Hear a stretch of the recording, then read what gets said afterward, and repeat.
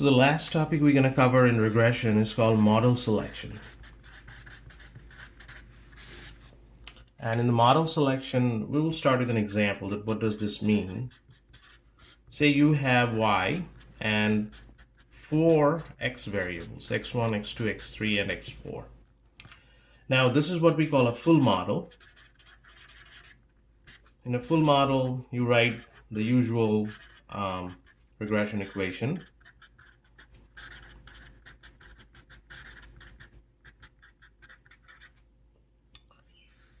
And this model there is a problem in this model. We call it overfitting. Meaning that if we consider all the x's, it will be the best model, always the best model. But that's not the case. It's actually overfitting the situation. It's overfitting y. So what would be the solution? The solution is taking a part of this model, and we have to choose which x's are important. So what would be the possible choices? One would be the SLRs, the simple linear regressions. How many of them? Y equal to beta naught plus beta 1 x1, maybe x2,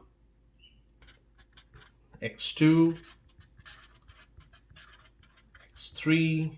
So these are all individual regressions with just one x variables we are considering. We can consider two of them. So this is our MLRs. So beta naught plus beta 1 x1 plus beta 2 x2. Also we can consider beta naught plus beta 1 x1 plus beta 3 x3. Also we can consider beta naught plus beta 1 x1 plus beta 4 x4. Also we can consider beta naught plus beta 1 x1, actually x1 all exhausted to x2 plus beta 3, beta 2 x2 plus beta 3 x3, like that. And I can list all of them. Another one will be beta 2 x2 plus beta 4 x4 and beta naught plus beta 3 x3 plus beta 4 x4. So all these are possible choices that we have. And also we have three of them we can consider: beta naught plus beta 1 x1 plus beta 2 x2 plus beta 3 x3, y equal to beta naught plus beta 1 x1 plus beta 2 x2 plus beta 4 x4. So x1, x2, x3, x1, x2, x4. It could be x2, x3, x4. So there are two more. So you get the idea. Now this is, we can make a list. So this one is a full model, which we will not consider, but we will make a list of all possible models here. So let's make that list. So these are the variables that we are considering. P is how many betas are there, and the rest of them are the criteria on the basis of which we're going to consider which one is the best model. So we have x1 only in the model, x2 only in the model, x3 only in the model, x4 only in the model. These are the linear simple linear regressions. Now x1, x2 in the model, x1, x3, x1, x4. Similarly, we can start with x2, x3, x2, x4. And there is of course x3, x4. And then we can take three of them: x1, x2, x3, x1, x2, x4, and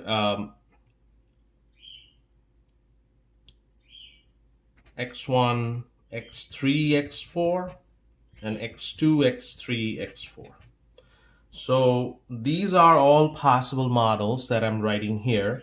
And the P for this, there are two betas.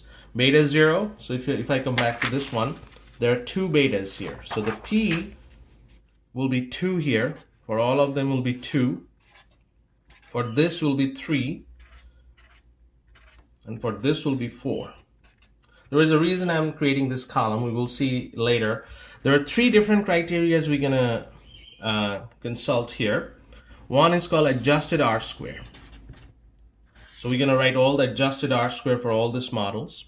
Another is SSE. We're going to write all the SSE for all this model. And the last one is called Mallows CP. And we're going to discuss Mallows CP in the next video. But these two you are already encountered. These two. Adjusted R-square, it's from the regression, the summary reg. And SSE, this is from the ANOVA reg. So again, this is exactly kind of setup that I want for your answer for the homework or for the test when I'm asking these questions. So now we are mentioning adjusted R-square for all the models. What we are looking for? We are looking for the maximum adjusted R-square. That will be our choice, the best model. What about SSE? Now, adjusted R-square you can get in R by using summary reg. ANOVA reg will give you SSE. Which one is the SSE for ANOVA reg? If you run the ANOVA reg, then there is something called residuals. So in the ANOVA table here, there is a residuals and there is a sum of squares. So this is degrees of freedom and then sum of squares.